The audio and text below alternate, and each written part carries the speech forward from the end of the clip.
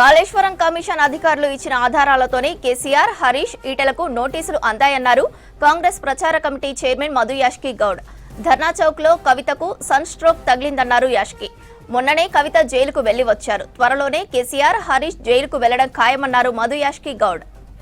కమిషన్లతో బతికేటోళ్లకు enquiry commission దినంలో వ్యత్యాసం తెలియదు. అందులో కవితకు తెలుస్తని అనుకోవట్లేదు. ఢిల్లీ లిక్కర్ స్కామ్లో కమిషన్లు తిని జైలుకి వెళ్ళిన కవితమ్మ గారికి కాళేశ్వరం తోటి వేలాది కోట్ల అవినీతి జరిగి కట్టిన కాళేశ్వరం కాస్త కూరుకుపోయి కుంగిపోయి కూలిపోతూ ఉంటే ప్రజాప్రభుత్వం ఏర్పడ్డాక ముఖ్యమంత్రి రేవంత్ రెడ్డి గారు న్యాయబద్ధంగా శాస్త్రీయంగా ఇదేదో వ్యక్తిగత స్కోర్ చేస్తాను కొరకు కాకుండా కక్షతోటి కాకుండా తనను అరెస్ట్ చేసినా కూడా కాళేశ్వరం జరిగిన అవినీతిని బయట తీయడానికి కొరకు ఒక న్యాయ విచారణ కొరకు కమిషన్ వేయడం జరిగినది. అది ఎంక్వైరీ కమిషన్. కాళేశ్వరంలో ఆరోపణలు వస్తున్నట్టుగా కళ్ళ ముందు కనబడుతున్నట్టుగా అది కూలిపోతూ ఉంటే ప్రజాధనాన్ని ఇంత వృధా చేసిన వాళ్ళు అప్పటి పాలకుల పైన. కేసీఆర్ చదువుకుంది తెలుగు మీడియం, తెలుగు చదువుకుంటే ఎమ్మెల్యే.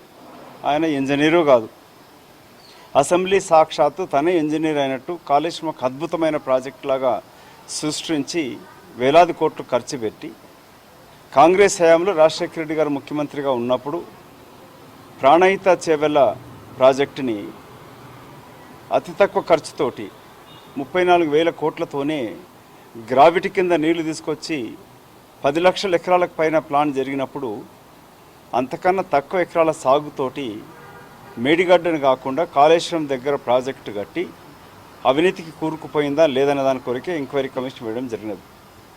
అది ఎంక్వైరీ కమిషన్ సంవత్సరం ద్వారా అప్పుడున్న అధికారులని, చీఫ్ ఇంజనీర్ని ఎంక్వైరీ చేస్తూ వాళ్ళ నుంచి వాగ్మూలం తీసుకొని అప్పటి ముఖ్యమంత్రి, అప్పటి ఇరిగేషన్ శాఖ మంత్రి, ఫైనాన్స్ శాఖ మంత్రులకి నోటీస్ ఇవ్వడం జరిగినది. మళ్ళీ ఇవాళ ఏ ముఖం పెట్టుకొని న్యాయబద్ధంగా ఒక మాజీ న్యాయమూర్తితోటి విచారణ కమిషన్ ఏర్పాటు జరిగినప్పుడు ఇవాళ ధర్నాలో కూర్చుంటానని చెప్పి ఇప్పుడు కొత్తగా చిలుక పలుకులు పలుకుతూ ఉన్నది. మేము కమిషన్ పైన గౌరవం ఉందంటున్నాం. ఎప్పుడైతే కమిషన్ ద్వారా కొన్ని లీకులు రావడం జరిగినది, అందులో అవినీతి జరిగింది, విజిలెన్స్ కమిటీ పక్కా ఎవిడెన్స్ కలెక్ట్ చేసినట్టుగా వార్తలు వస్తూ ఉన్నాయి.